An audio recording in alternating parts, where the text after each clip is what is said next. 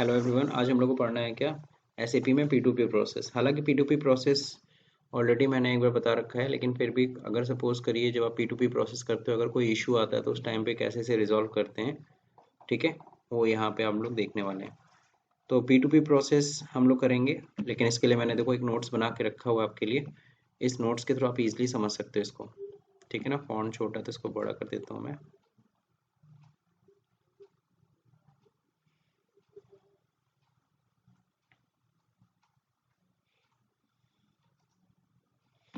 तो देखिए P2P process करने के लिए सबसे पहली चीज़ तो अपना लॉगिन कर लीजिए। लॉगिन करने के लिए सबसे पहला टी कोड आपको दिख ही रहा है। सबसे पहले हम लोग को क्या प्रोक्योर टू पेमेंट में क्रिएट परचेज रिक्वेशन करनी होती है। और परचेज रिक्वेशन जब हम लोग करते हैं, ठीक है ना, अब क्लियर है। परचेज रिक्वेशन करते हैं तो परचेज रिक्वेशन होता क्या ये हमें पता होना चाहिए। हम जब ऑर्डर करते हैं तो हमें ये पता होना चाहिए परचेज ऑर्डर क्या होता है। गुड्स रिसिप्ट नोट बनाते हैं तो ये भी पता होना चाहिए गुड्स रिसिप्ट नोट क्या होता है। इनकमिंग इनवॉइस क्या होता है जिसको हम logistic invoice verification, then vendor payment. अब हम लोग इसमें अगर हम लोग बात करें, सबसे पहली चीज़ होती है जब प्रोक्योर टू पेमेंट की हम बात करते हैं तो सबसे पहले बात होती है किसकी, परचेज रिक्विजिशन की।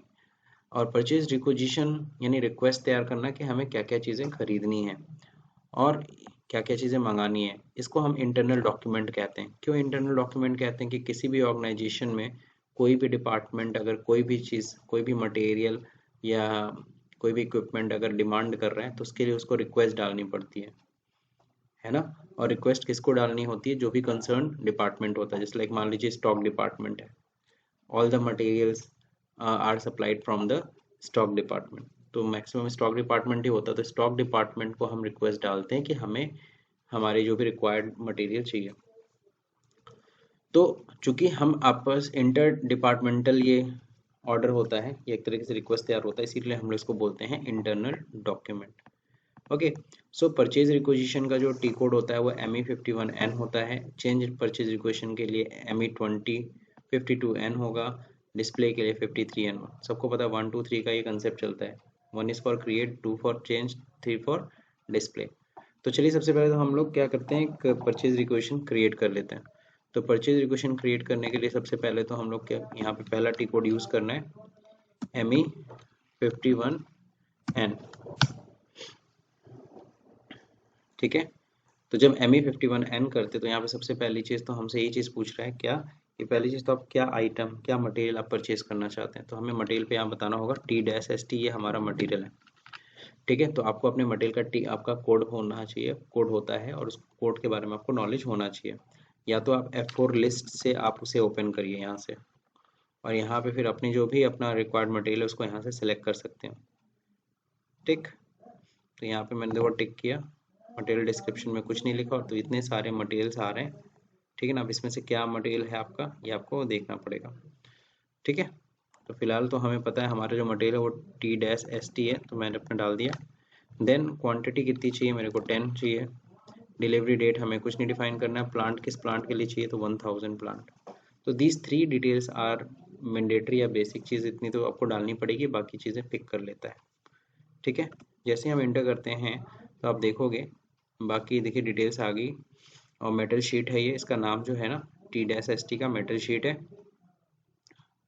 बाकी क्या है, मेटल प्रोसेसिंग के लिए, यानी कि ये हमारे लिए रॉ मटेरियल ही है जो हम लोग परचेज कर रहे हैं, मेटल प्रोसेसिंग में यूज़ होता है। प्लांट जो 1000 डाला था बेसिकली वो हम्बर्ग था।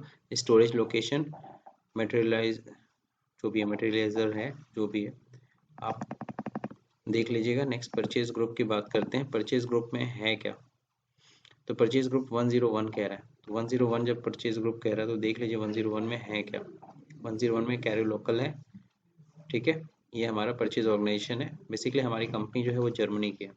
तो जब जर्मनी की कंपनी की बात करेंगे तो वहाँ पे जर्मन के अकॉर्डिंगली प्लांट भी आ रहा है, हम्बर्ग जर्मनी में ही है, ओके।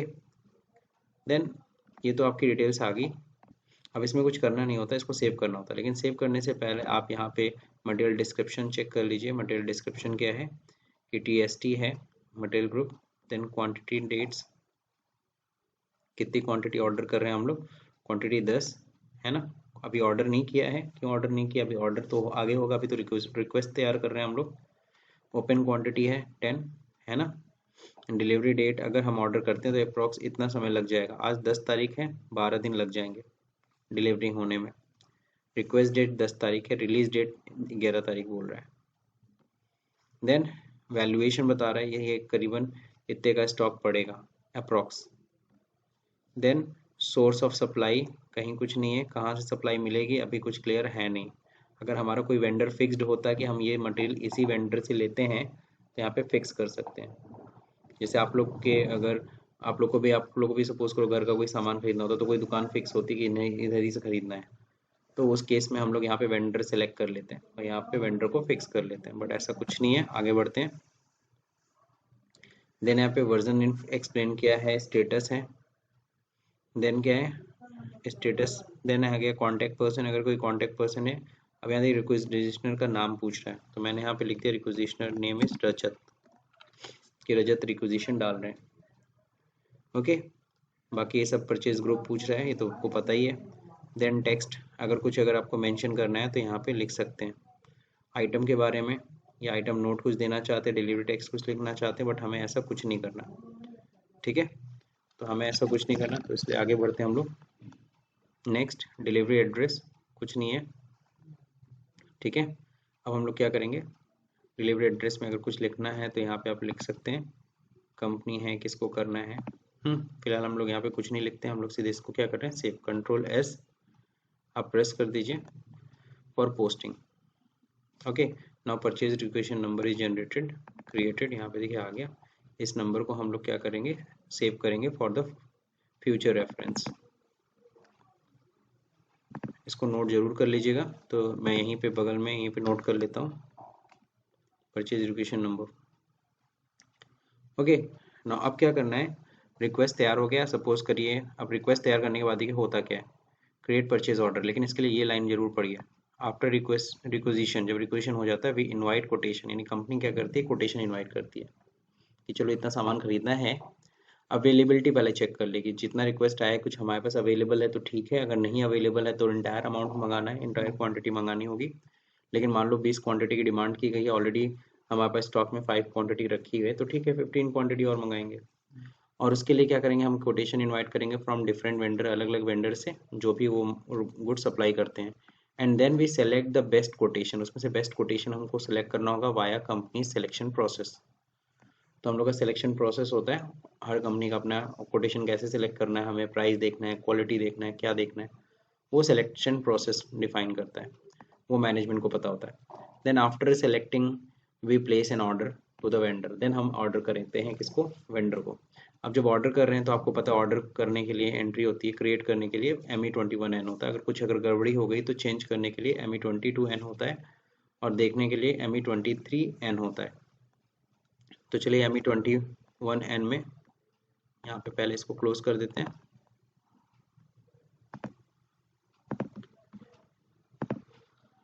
/n ME21N, okay. तो ME21 जैसे ही हम लोग कर रहे हैं, अब देखो यहाँ पे आ गया क्रिएट परचेज ऑर्डर। अब यहाँ पे हमें डॉक्यूमेंट ओवर भी ऑन कर लेना होगा, और यहाँ पे हमें ये इसको हम लोग बोलते हैं वेरिएंट सिलेक्शन, यहाँ पे हम क्लिक करेंगे और यहाँ पे आ जाएंगे माई परचेज रिक्वेजिशन। माई परचेज रिक्वेजिशन जैसे ही क्लिक करेंगे ना, तो यहाँ पे देखो TST आ गया कि यही मटेरियल है। लेकिन आज दिन भर में पता नहीं कितने लोगों ने इसके लिए क्या किया होगा, रिक्वेस्ट डाली होगी। तो हमें अपना रिक्वेस्ट नंबर हमें सेलेक्ट करना है। ओके, तो हमारा रिक्वेस्ट नंबर जो था वो हम लोगों ने नोट कर रखा था 49871, तो 49871 दिस वन टॉप वाला, तो इसको हम लोग सेलेक्ट करेंगे और इसको अडॉप्ट कर लेंगे। अडॉप्ट करते ही अच्छा आइटम नहीं आया, आइटम ओवरव्यू नहीं दिख रहा है, लेकिन हाँ क्या दिख रहा है, ठीक है आइटम नहीं आया, लेकिन हाँ परचेज ग्रुप कंपनी कोड आ गया। अब सॉल्व करते सर वेंडर क्या है, परचेज ऑर्गेनाइजेशन कितनी, तो हमारी जो परचेज ऑर्गेनाइजेशन है वो 1000 है। That means based in Germany, और कंपनी जो वेंडर कोड है इत्तेफाक से वेंडर कोड भी 1000 ही है। ठीक है, देन हम लोग क्या करेंगे, इंटर। जैसे इंटर करते हैं सब कुछ आगे वेस्टर्न जर्मनी, और ये असद इंटरप्राइजेज है, लेकिन अभी भी क्या नहीं आया, मटेरियल नहीं आया। तो एक बार फिर से सिलेक्ट कर लीजिए इसको और इसको फिर से अडॉप्ट करिए। इस तरह का इशू जब आए तो इसी तरीके से रिजॉल्व करिएगा। ओके, अब देखिए मटेरियल आ गया, कहीं कोई दिक्कत नहीं आई, 10 आ गया, 700 INR में दिखा रहा है। अब फाइनली इसको क्या करेंगे हम लोग, सेव करने से पहले चाहो तो आप ये सारे टैब्स आप चेक कर सकते हो। परचेज ऑर्डर करते समय एक चीज़ और ध्यान रखना, वहाँ टैक्स कोड एक जगह पूछता है, तो टैक्स कोड आप अपना डाल सकते हो कि टैक्स कोड क्या है इस प्रोडक्ट का। तो टैक्स अगर लगता है GST लग रही है 18%, 12% तो डालिए, नहीं तो आगे बढ़िए। तो ये कहाँ आपको मिलेगा, आई थिंक इनवॉइस में मिलेगा। इनवॉइस में देखिए टैक्स कोड रहता है, तो टैक्स कोड यहाँ से पहले से डिफाइन कर देंगे। सपोज हम जो प्रोडक्ट खरीद रहे हैं उस पर 0% टैक्स है, तो हमने 0% टैक्स ले लिया, ठीक है। देन अब क्या करना है, बाकी कंडीशंस आपको पढ़नी है, पढ़ लीजिए। कोई कंडीशन है, डिस्काउंट का मामला है, हाँ डिस्काउंट 3% का कैश डिस्काउंट हो सकता है अगर टाइम के अंदर पेमेंट किया तो। ओके, टर्म्स है, बिलिंग टर्म्स। नेक्स्ट आगे क्या है, टेक्स्ट कुछ लिखना है, अगेन लिख दीजिए, डिलीवरी एड्रेस मेंशन करना है, डिलीवरी एड्रेस क्लियर कर लीजिए, कहाँ पे एड्रेस को कहाँ पे गुड्स को डिलीवर करना है। ओके, अगर एड्रेस यही है तो ठीक है, रहने दीजिए। कंफर्मेशन मांग रहे हैं, फिर देन कंडीशन कंट्रोल, ठीक है ना। प्राइस प्राइस भी प्रिंट हो जाए, जी हाँ। रिटेल, नॉर्मली ऑर्डर पे हम प्रिंट नहीं करना चाहते प्राइस, लेकिन कुछ लोग करना चाहते, सो वहाँ पे टिक कर दिया। अब यहाँ पे इसको हम लोग क्या करेंगे, Ctrl+S से सेव करेंगे। अब सेव करते ही देखो क्या कह रहा है, system message issue, do you want to save the process data, yes, हमको तो सेव करना है। देन सेव करते ही डॉक्यूमेंट नंबर जनरेट हो गया, अगर कुछ इशू होगा वो आगे हम लोग देख लेंगे। देन यहाँ पर हम लोगों ने ये PO नंबर जो जनरेट हुआ है, PO नंबर हम लोग यहाँ पे सेव कर देंगे। मैं यहीं पे सेव कर लेता हूँ। सो हमने PO जनरेट कर दिया। ओके, नाउ PO जनरेट करने के बाद अब क्या करना है, नाउ गुड्स रिसिप्ट होगी। तो गुड्स हमें सपोज करो हमने ऑर्डर दे दिया, अब उसने क्या किया, गुड्स को सेंड कर दिया। Okay, now we receive the goods, when we receive the goods then we will pass this entry in MIGO। Okay, MIGO।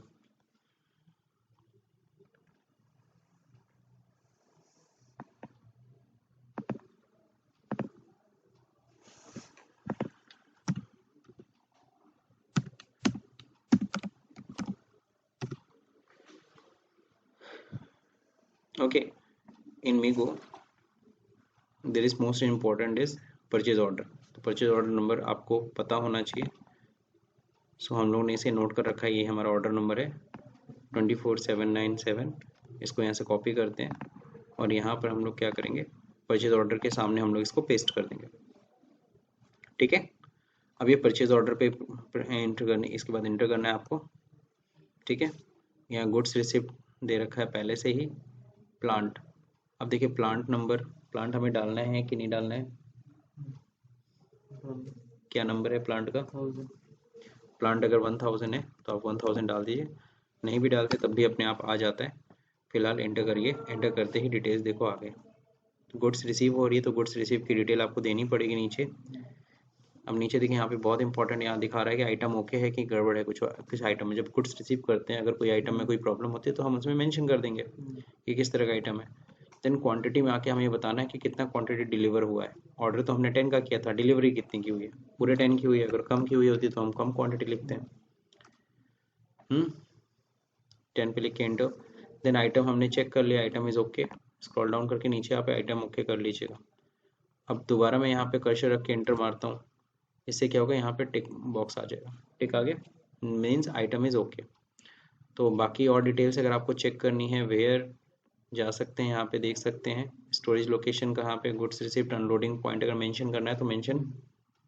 तो गुड्स रिसीव हुई है, कहाँ पे रिसीव हुई है, तो मेरे को जहाँ पे भी रिसीव हुई है मैंने यहाँ पे मेंशन कर दिया।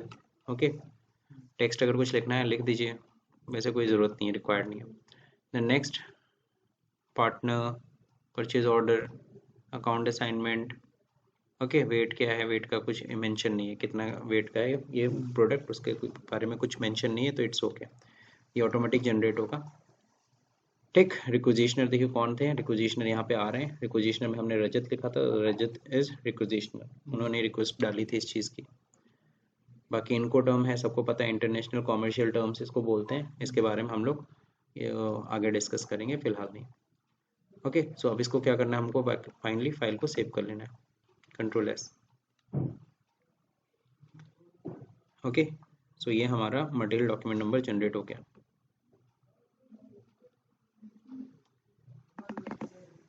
Now save. सो इसको हम लोग यहाँ पे हम लोग नोट कर लेते हैं मीगो। नाउ नेक्स्ट अगला जरा देखिए, इनकमिंग इनवॉइस की बात हो रही है, या फिर कह लो लॉजिस्टिक इनवॉइस वेरिफिकेशन। तो जो लॉजिस्टिक डिपार्टमेंट है, जो इनवॉइस आया है गुड्स के साथ, उसको वेरीफाई कर रहा है कि जितना गुड्स आया उसी का इनवॉइस है ना, कहीं कुछ ऐसा तो नहीं है ना मटेरियल ज़्यादा है उसका इनवॉइस कुछ और है। इनवॉइस में देख रखा है 32 पीस, जबकि आई हमारे पास 30 पीस है, हम इनवॉइस भेज दिया 32 पीस का, तो वेरीफाई करना होगा। तो इसके लिए मायरो में जाते हैं, तो मायरो में जाएंगे, MIRO/NMIRO।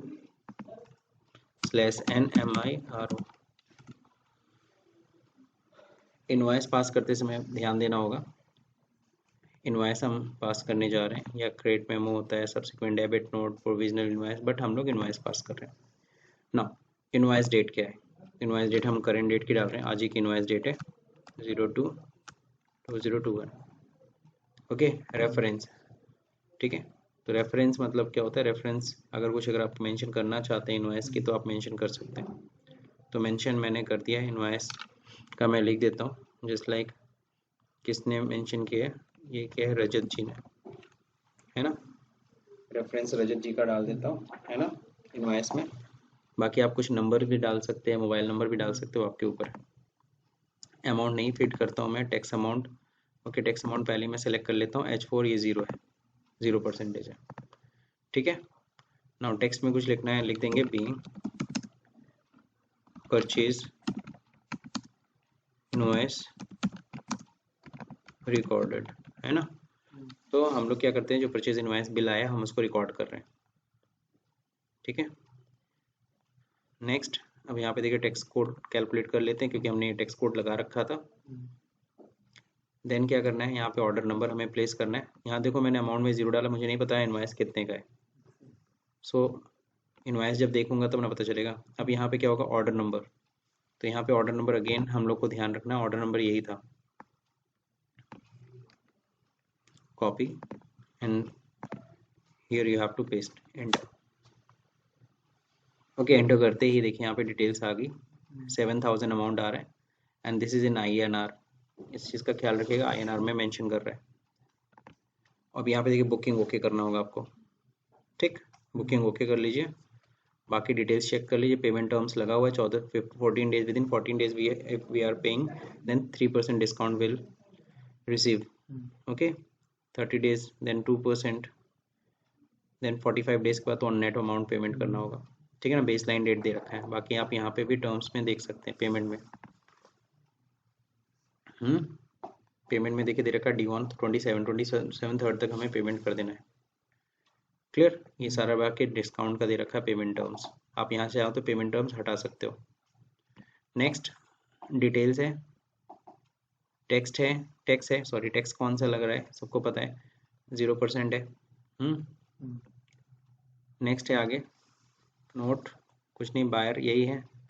अब देखो यहाँ पे कॉन्टैक्ट में देखो दे रखा है बायर, तो यही है जो हमारा जो यूज़र आईडी है।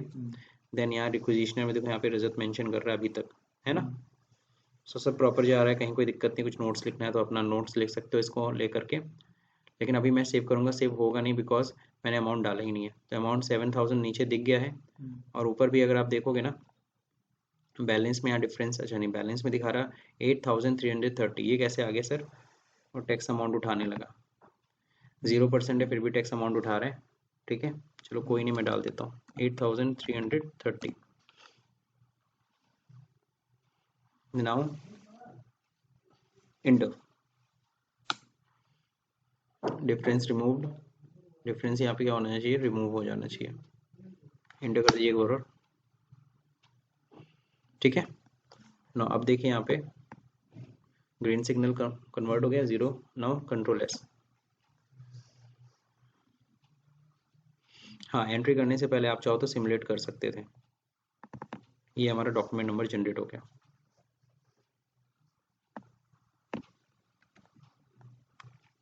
अभी जो डॉक्यूमेंट नंबर आपका जो जनरेट हुआ है,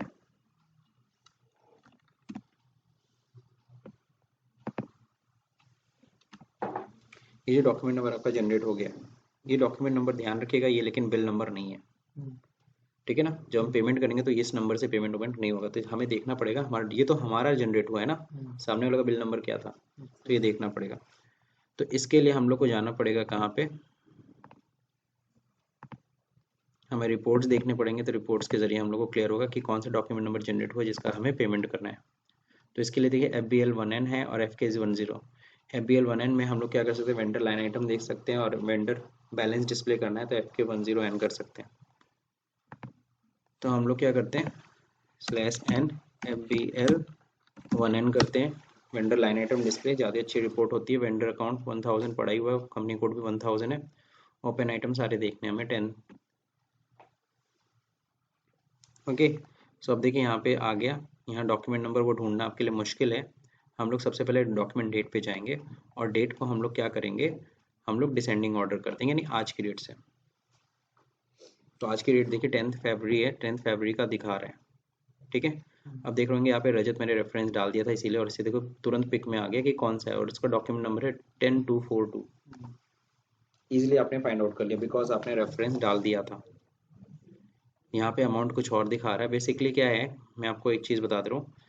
फिलहाल यहाँ पे सैप में एक छोटा सा इशू है, छोटा सा नहीं, वी कैन से बहुत बड़ा सा इशू है। नॉर्मली क्या होता है ना, 1 यूरो इक्वल टू होता है 60 INR, और इस सिस्टम में, हमारे सिस्टम में सेटिंग हो गई है, किसी ने किया हुआ है 1 INR equal to 60 euro. Okay, so ये इशू के कारण यहाँ पे दिख रहा है, वहाँ INR में दिख रहा था, अब यहाँ पे यूरो में जब दिख रहा है तो उसको उसने 60 से मल्टीप्लाई कर लिया, तो हमारा 8333 अप्रॉक्स था, तो उससे मल्टीप्लाई करेंगे तो इतना ही अमाउंट आएगा, ठीक है। तो आप लोग चेक कर लीजिएगा, फाइनली इसी 10242 इसी बिल का हमें डॉक्यूमेंट नंबर का पेमेंट करना है, ये आपको ध्यान रहना चाहिए, इसको आप नोट कर लेंगे कहीं 10242। तो मैं देखो इसे नोट करने जा रहा हूँ क्योंकि इसका पेमेंट भी करना है, 10242। Okay, this one is the document number जिसका, तो ये document number is different and this document number is different. Clear, enter करेंगे, और इसको जब हम लोग क्या करेंगे, सिमुलेट, यहाँ डॉक्यूमेंट ओवरव्यू देख सकते हैं, क्योंकि वहाँ सिमुलेट करके नहीं देखा था, तो यहाँ पे आप इस तरह से देख सकते हैं। CGST दो बार, ये थोड़ा टेक्स्ट का उल्टा है, इसीलिए मैं टेक्स्ट लगाता ही नहीं हूँ। यहाँ पे फिलहाल मैंने टेक्स्ट लगा दिया क्योंकि टेक्स्ट का कॉन्फ़िगरेशन सही नहीं हो रखा है। 0% कर देना चाहिए था, कोई नहीं। आपको बस चीज़ें समझने की, जो हम लोग कर रहे हैं, पहली चीज़ तो हम SAP पे जो काम करना चाह रहे हैं वो काम होना चाहिए, ऐसा नहीं SAP खुद से कोई काम करे। और नेक्स्ट, तो सिस्टम कुछ अपने से नहीं करता, जो आप गलत अगर करोगे तो उसमें गलत रिजल्ट आएंगे। अब यहाँ पे जरा देखते हैं हम लोग क्या करना है, हमें पेमेंट करना है F-53। तो F-53 जब हम लोग पेमेंट करते हैं, ओके, सो यहाँ पे डेट मांग रहा है, किस डेट में पेमेंट कर रहे हैं, 10/02/21, KZ है, ठीक है। अब देखो यहाँ पे यूरो पूछ रहा है, यूरो में अगेन वही 4 लाख समथिंग आएगा, तो हमको दिक्कत आ जाएगी, तो हम क्या करते हैं, इसको ना INR में कर सकते हैं। तो इससे INR से क्या होता है, जो 8330 अमाउंट दिख रहा था वही अमाउंट यहाँ पे हमें दिखेगा। तो मैं इंडियन करेंसी में कर दे रहा हूँ पेमेंट। ओके, सो यहाँ पे देखो हेडर टेक्स्ट है, हेडर टेक्स्ट हम लोग कर देते हैं वेंडर पेमेंट में लिख देता हूँ, वो आप अपनी तरफ से भी लिख सकते हो। बाकी यहाँ पे क्लियरिंग टेक्स्ट जो लिखना चाहते हो, being payment made, okay, clearing text being payment made via bank या RTGS नेफ्ट, अपना जो भी लिखना है लिख दीजिए। अकाउंट, अब देखिए बैंक डेटा मांग रहा है, तो मेरा 113100 ये मेरा बैंक अकाउंट है, मैं उससे पेमेंट कर रहा हूँ। कितना अमाउंट पेमेंट करना है, 8330, ये अमाउंट था, ठीक है। अगर नहीं पता है तो आप वहाँ पे जाकर फिर से चेक कर सकते हो। नाउ नेक्स्ट, बैंक चार्जेस है, कुछ नहीं है। टेक्स्ट यहाँ पे दोबारा लिखना चाहते हो, नहीं लिखना है मुझे को। अब यहाँ पे अकाउंट नंबर क्या है, 1000, हमारा ये वेंडर था, ना, या तो प्रोसेस ओपन आइटम पे क्लिक करिए या तो एंटर कर दीजिए, बात एक ही है। अब यहाँ पे जितने भी बिल्स इसके जनरेटेड होंगे वो सारे के सारे बिल्स शो करेंगे। अब जिसका आपको पेमेंट करना है, हमने तो अमाउंट फिक्स कर, हमें तो देना है कितना, 8330, तो ये अमाउंट हम उसको पे करेंगे। और अगर आपको लगता है नहीं अभी हमें पार्शियल पेमेंट करना है, देन यहाँ से सॉरी डिस्कनेक्ट हो गया, इसको फिर से कनेक्ट कर लेते हैं।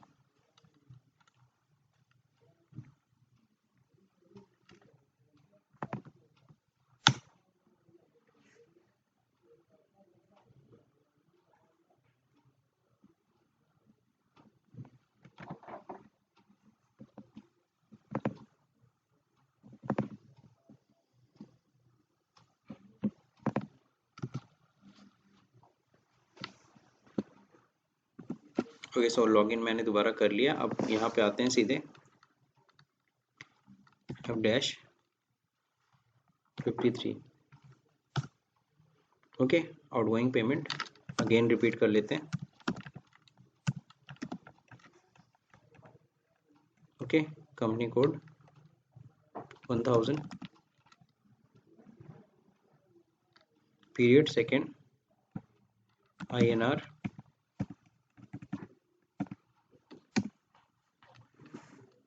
Vendor payment via bank 113100 8330, amount account 1000, then now enter. Okay, now click on the document date column and again set on descending order. Okay, now which payment, now it is showing in INR. Okay, okay, this one is the amount 8330. We have to payment of this, sorry, 243 na, our bill is 10242. This one is, this one is not our bill, our bill is 10242. Okay, we have already noted here on notepad 10242, so don't be confused. Okay, now we have to pay the entire amount, not here is our signing amount is 16 crore something. अब हमें क्या करना होगा, इसको हमें क्या करना है, असाइन में नॉट असाइन में इसको नील करना है। इसके लिए सबसे पहले हमें सिर्फ एक सिंगल पेमेंट करना है। सिंगल पेमेंट करने के लिए पहले हम सेलेक्ट ऑल करेंगे, जैसे उन्हें सेलेक्ट ऑल, और सारे बिल्स का अमाउंट देखो यहाँ शो कर रहा है। हम इन सारे बिल्स के अमाउंट को डीएक्टिवेट कर देंगे क्योंकि हमें उनका पेमेंट नहीं करना। तो ये डीएक्टिवेट का बटन होता है, इस पर आप क्लिक कर दीजिए। It is shows like torch. Okay, so all the amount is deactivated. Now we have to select that bill, okay, जिसका हमें पेमेंट करना है। तो मुझे इसका पेमेंट करना है, मेरे को इस पर डबल क्लिक करना है। ओके, सो यहाँ देखिए असाइंड आ गया 8080, क्योंकि 249 हम चूंकि टाइम से पहले पेमेंट कर रहे हैं तो हमें डिस्काउंट भी मिलेगा, बट सप्लायर ने बोला नहीं, कोई डिस्काउंट नहीं देंगे। तो यहाँ पे मैं इसे हटा देता हूँ, डिस्काउंट इनवैलिड हो गया हम लोग का। इंटर करते हैं। Okay, so entire amount we have to pay. Now just अगर हमें पार्शियल पेमेंट करना हो तो then we will go in partial payment. Now control S, clear, the payment has been done. Now see in report FBL 1N 1000 vendor. Now see in open item, I think open item में अब नहीं show होगा because हमने उसे clear कर दिया। तो हमेशा डेट में जाए कीजिए, डेट पे क्लिक करिए और इसे डिसेंडिंग ऑर्डर पे क्लिक कर दीजिए। ओके, यहाँ देखिए रजत शो नहीं कर रहे हैं, 243 दिख रहा है बट 242 नहीं दिख रहा है। दैट मीन्स वो क्लियर्ड आइटम में अब शो होगा। अब इसे बाहर आ जाइए, escape and then cleared item check करिए आज की डेट का।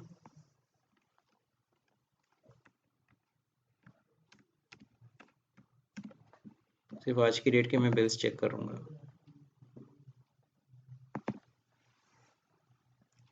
आप देखो 242 bill is not cleared. Now it's green, जब ग्रीन दिख जाए दैट मीन्स क्लियर्ड और red I means open item.